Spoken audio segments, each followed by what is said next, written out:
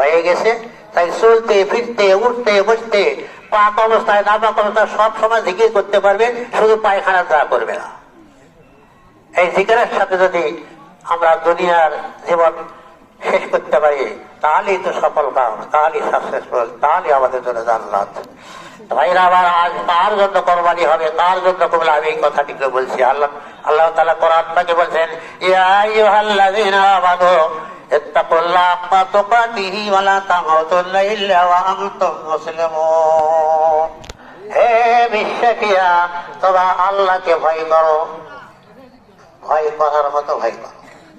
কেমন ভয়? বাঘ ভাল্লুকের ভয় নয়, কোন শত্রুর ভয় নয়। যখন কোন বিপদ মুসিবত আপনাকে মারতে আসবে তখন আল্লাহকে স্মরণ করে, আল্লাহ আমার রক্ষা করি।